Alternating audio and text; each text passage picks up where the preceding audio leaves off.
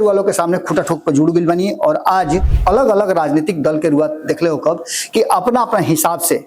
रणनीति बना रहा बाड़े और रणनीति में गठबंधन भी अपना अपना हिसाब से अपना के संगोरे में समेटे में सहेजे में लागल बा। नीतीश कुमार 20 साल से बिहार के राजनीति में चल रहा बाड़े और वर्तमान जो परिस्थिति बनल बा वो परिस्थिति में भारतीय जनता पार्टी के नीतीश कुमार पर पूर्ण भरोसा नहीं खे। ई बात आज वालों के जौन बात हम बताबे आइल बनी वो बात बा कि ऐसा बुझा रहा बा जौन रणनीति भारतीय जनता पार्टी अपनौले बा और रणनीति के साफ साफ इशारा मिल रहा बा कि भारतीय जनता पार्टी चुनाव से पहले ही कप्तान बदले के तैयारी शुरू कर दिले बा। देख लो कब कि विपक्ष नीतीश कुमार के क्रियाकलाप पर उंगली तो उठा रहा बा लेकिन बहुत कम, और भारतीय जनता पार्टी समय समय पर नीतीश कुमार के एक्सपोज करे में कोई कसर नहीं के छोड़त।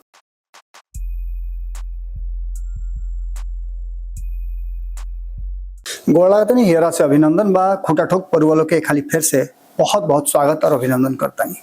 जैसन कि रुआ लोग जानते नहीं कि भोजपुरी सबसे मीठ भाषा है और ये भाषा के लेकर के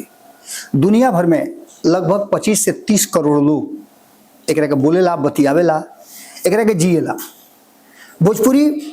जितने मीठ भाषा हो उतने ज्यादा लोग के पसंद भी आवेला और एक के लेकर के कई तरह के रुआ देख ले हो कब कि बेइज्जत करे के भी कोशिश करी गई, भोजपुरी के अश्लीलता परोसे के भी कोशिश करी गई, जना के लेकर के अब कुछ संज्ञान लिहल गई बा, जना से लेकर के ई बुझाए लगल बा कि भोजपुरी खाली फिर से सही फुदफुदात रही और फुदकत रही। चलिए आज फिर से रुआ लोग के सामने खुटा ठोक पर जुड़ गई बनी और आज जबकि चुनाव ये राज्य में होके वाला बा, 7-8 महीना अभी देरी बा, लेकिन ओकरा बावजूद जौना तरीका से चुनाव के तैयारी चल रहा बा और चुनाव के तैयारी में अलग अलग राजनीतिक दल के रुआ देख ले हो कब कि अपना अपना हिसाब से रणनीति बना रहा बाड़े और रणनीति में गठबंधन भी अपना अपना हिसाब से अपना के संगोरे में समेटे में सहेजे में लागल बा। ये सारा बात के साथ साथ सबसे बड़ बात जौन बा वो ई बा के कारण नीतीश कुमार 20 साल के बाद मुख्यमंत्री के कुर्सी से हटावल जाइए। इस चुनाव के बाद हुई या चुनाव के पहले ही भारतीय जनता पार्टी नीतीश कुमार से सब कुछ अपना हाथ में ले ली और कही कि तू चुपचाप से बैठ के पेंशन पाओ। जैसे सरकारी नौकरी में रुआ नहीं जाना होता कि सरकारी नौकरी में 60 साल पूरा हो गई, 62 साल पूरा हो गई तो रुआ नौकरी से रिटायर हो गई नहीं और ओकरा बाद बैठ के पेंशन घरे पाई। नीतीश कुमार 20 साल से बिहार के राजनीति में चल रहा बाड़े और वर्तमान जो परिस्थिति बनल बा वो परिस्थिति में भारतीय जनता पार्टी के नीतीश कुमार पर पूर्ण भरोसा नहीं खे। ई बात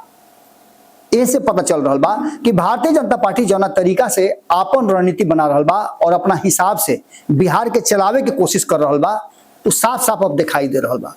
एक तरफ रुआ देख ले हो कब कि सम्राट चौधरी उप मुख्यमंत्री भले बाड़े लेकिन आगे फ्रंट से लीड कर रहा बाड़े। नीतीश कुमार मंच पर रहता रहे दोनों घड़ी सम्राट चौधरी उनका बगल में रह बाड़े और अगर नीतीश कुमार तनिको एने ओने होता रहे तो सम्राट चौधरी उनका के रोके के या समझावे के या फिर आगे के रणनीति बतावे खातिर तैयार रहता रहे। ये सारा बात के साथ साथ अब जौन की वर्तमान परिस्थिति बनल बा ओकरा में 2-3 को बात बड़ा महत्वपूर्ण बा जौन की चर्चा रुआ लोग से लगातार भारत लाइव पर हम कर रहा बनी। लेकिन खूंटा ठोक में आज रुआ लोग के जौन बात हम बताबे आइल बनी वो बात बा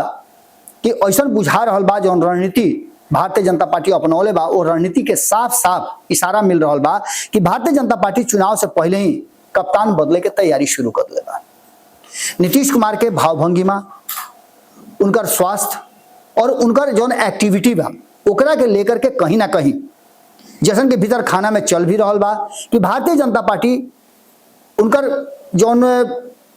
भावभंगिमा बा या जौन उनकर प्रदर्शन बा ओकरा के लेकर के बहुत ज्यादा भले ही मुखर ना होके लेकिन ओकरा के भुलाए भी नहीं के दिखल जात।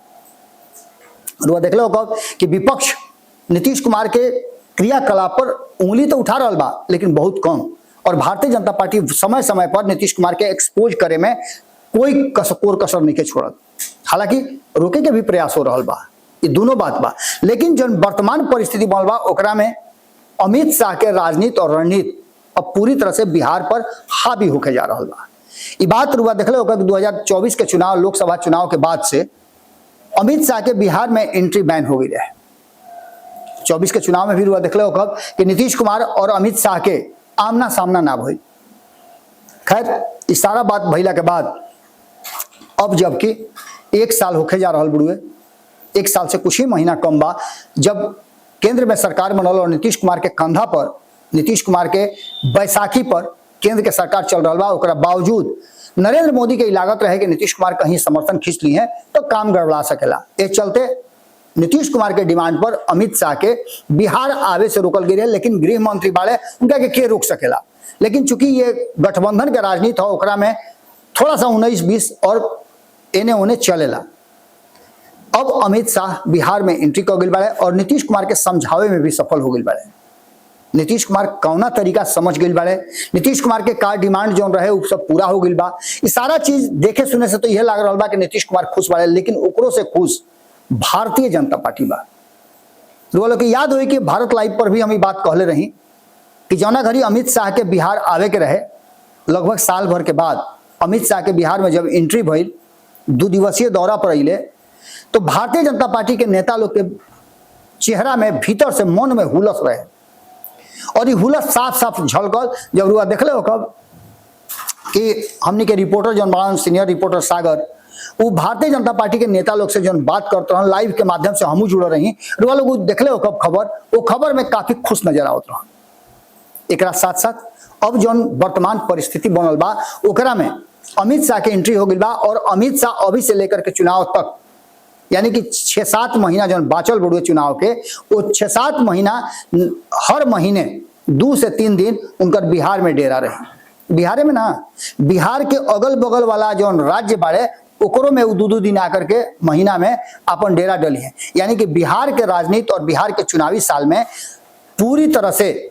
जो देखे के मिली वो अमित शाह के राजनीति और रणनीति देखे के मिली। नीतीश कुमार के एकरा में थोड़ा सा बैकफुट पर रखे के कोशिश कई जा रहा बा। हालांकि अभी भी बात ही चल रहा बा कि नीतीश कुमार के अगुवाई में ही चुनाव लड़ल जाई, लेकिन चुनाव से पहले इस चौंकाए वाला फैसला कहीं ना कहीं अमित शाह ले सकेले। अमित शाह के भीतर ही भीतर जो बातचीत चल रहा बा और जो भारतीय जनता पार्टी के नेता लोग के भाव भंगिमा बा वो साफ साफ बता रहा बा कि वो पूरी तरह से संतुष्ट बा लोग कि उनके हाथ में कमान आवे वाला बा। आवे वाला 2025 के चुनाव के बाद मुख्यमंत्री के चेहरा के हुई, एकरा पर अमित शाह के बयान पहले ही आ गई बा। यह बात के लेकर के देख रहे हो कुछ दिन पहले दिलीप जायसवाल भी कहले रहन, हालांकि दिलीप जायसवाल अपना बयान से फिर पलट भी गई है, लेकिन जो वर्तमान परिस्थिति बा ओकरा में 2-3 गो बात बड़ी महत्वपूर्ण बा। पहला तो ही कि नीतीश कुमार के पहले वाला स्थिति जो 20 साल और अलग अलग जो चुनाव लड़ले ओकरा में जो उनकर रुतबा रहे, जो उनकर रंग रोगन रहे, वो अब बदल गई बा। कहीं ना कहीं नीतीश कुमार से एक खंड अलग होके के पूरा तैयारी कर ले बा और वो बा अल्पसंख्यक समाज। भारतीय जनता पार्टी नीतीश कुमार के एनडीए में रखले रहे जो से कि मुस्लिम समाज के, अल्पसंख्यक समाज के 4-5% वोट नीतीश कुमार के एनडीए में रहला के चलते मिल जाते रहे। हालांकि नीतीश कुमार के बहुत ज्यादा फायदा ना रहे, ऐसे वक्फ बोर्ड के हिसाब से और वक्फ बोर्ड के अइला के बाद नीतीश कुमार खुल करके जो सपोर्ट कर लिया और उनका पार्टी के जो नेता बन, चाहे वो ललन सिंह के बात कर ली या फिर संजय झा के बात कर ली, दोनों जो सदन में अपन बयान दिले वो भारतीय जनता पार्टी के नेता से भी ज्यादा भारतीय जनता पार्टी के सपोर्ट में लागल। वक्फ बिल पर इतना माने ज्यादा ओकर बड़ाई करना और ओकर फायदा बताना और कोई के बस में ना रहे जितना ये दोनों आदमी मिलकर। कई लोग खैर ये होके के भी चाहिए, क्योंकि गठबंधन के हिस्सा बढ़ा तो अपना गठबंधन के साथी के और कोनो कानून अगर सरकार ले आई वो सरकार के हिस्सा बढ़ा तो कानून के बड़ाई करे के चाहिए। वो हिसाब से ये सब कुछ भइल, लेकिन एक बाद कुछ आंकड़ा ऐसा बा जना के लेकर के नीतीश कुमार के भी समझ में आ गई कि ये वक्फ बोर्ड बिल से ज्यादा हिंदुत्व वाला जहाज पर सवार होकर के आगे के बैतरनी पार करे के बाद 2025 के चुनाव नीतीश कुमार खातिर शायद उनका अंतिम चुनाव हो सकेला सक्रिय राजनीति के। नीतीश कुमार भी ये बात पहले ही कह दिले बड़े, हालांकि वो तो 2020 में भी कहले रहन कि हमारा अंतिम चुनाव प्रचार हो, लेकिन खैर राजनीति में भी बढ़न, चुनाव में भी बढ़न और मुख्यमंत्री के चेहरा के रूप में भी बढ़न। आगे आवे वाला समय में जो रणनीति बन रहा बा, जो तरीका के बात सामने आ रहा बा, उसमें साफ साफ लग रहा बा कि वर्तमान जो स्थिति बा ओकरा में नीतीश कुमार के 2005 से लेकर के अब तक के जो चुनाव भइल वो चुनाव में नीतीश कुमार के मुस्लिम समाज के सपोर्ट का मिलल, वो यह बात से अंदाजा लगा सकिले कि सीट लगातार उ देत अइले, प्रतिनिधित्व देत अइले, लेकिन 2005 में मात्र 4 गो मुसलमान उनका तरफ से जीत के आई रहन, उनका पार्टी से जीत के आई रहन। जबकि वो अपने वालों को पता भी बा कि 70 से ज्यादा सीट जीत के आई रहा, लगभग 77 सीट जीत के आई रहा। 2010 में बात करी तो 115 सीट में से मात्र 7 गो मुसलमान उनका तरफ से, उनका पार्टी से जीत के आई रहा। तो वही 2015 में लालू प्रसाद के साथ रहला के बावजूद उनका मात्र 5 गो सीट मिला रहे। यानी अल्पसंख्यक समाज नीतीश कुमार से हमेशा से बहुत ज्यादा लगाव लेके ना रहा। 2020 में तो ये संख्या शून्य हो गई। रोल के कई हाली कह चुकल बानी, रोल देख लो कि पूरा एनडीए गठबंधन में एक भी मुसलमान जीत करके विधानसभा ना आई रहा। अंत में बीएसपी से ग्रैंड अलायंस के तहत जीत करके आई जमा खान के समझा बुझा करके और सरकार के हिस्सा, जदयू के हिस्सा बनावल गई, विलय करावल गई। और विलय कैला के बाद एगो मुसलमान सिर्फ सिग्नेचर खातिर, दिखावे खातिर शामिल भइले सरकार में। हालांकि एमएलसी वगैरह के साइन शामिल करावल गई, लेकिन खैर ये सारा बात के लेकर के अब जो वर्तमान परिस्थिति बनल बा ओकरा में ललन सिंह के भी बात समझ में आ गई बा और संजय झा भी ये बात के माने के तैयार बा। ललन सिंह तो लगातार ही बयान दे रहा बा कि मुस्लिम समाज हमनी के वोट कहाँ करेला कि हमनी के ज्यादा ओकरा पर ध्यान दिया। खैर इस सारी बात के अलग रख दी हुआ। ललन सिंह के ये भी कहना बा कि अल्पसंख्यक समाज के लेकर के, वक्फ बोर्ड के लेकर के जौना तरीका से नीतीश कुमार जी समर्थन के वाले ओकरा से फायदा मुस्लिम के जो हाशिया पर लोग बा, गरीब बा, कमजोर बा, वो लोग के ऐसे फायदा मिली। 73% कहल जा रहा बा कि पासमानदा मुसलमान बड़े। ये बात के समझावे खातिर भारतीय जनता पार्टी भी लगातार अपन तैयारी कर रहा बा और घर घर जा करके, हर गांव में जा करके ये प्लान बन रहा बा कि भारतीय जनता पार्टी और एनडीए के घटक दल के साथ ही जा करके मुस्लिम समाज के लोग के समझाई हैं, खास करके महिला के, कमजोर वर्ग के लोग के, कि एकरा से फायदा का बा। ये वक्फ बोर्ड बिल अइला से उनका जीवन में का सुधार हुई। ये सारा बात के लेकर के एक तरफ जहां ये पूरा रणनीति बन रहा बा, वो या दूसरा तरफ एक बात तो साफ नजर आ रहा बा कि एक तरफ नीतीश कुमार और दूसरा तरफ तेजस्वी यादव, ये दोनों मुख्यमंत्री के कुर्सी खातिर दौड़ लगैले बाड़न। यह रेस में दोनों तैयारी पूरा मजबूती के साथ कैले बाड़न, लेकिन अंतिम जो भिसिल बा वो रेफरी के बजावे के बा। विजेता घोषित करे से पहले ऐसा बुझा रहा बा कि कोचे मैदान में उतर जाई। यानी कि भारतीय जनता पार्टी जौना तरीका से अपन तैयारी कर रहा बा और रणनीति बना रहा बा, वो साफ साफ बता रहा बा कि चुनाव से पहले ही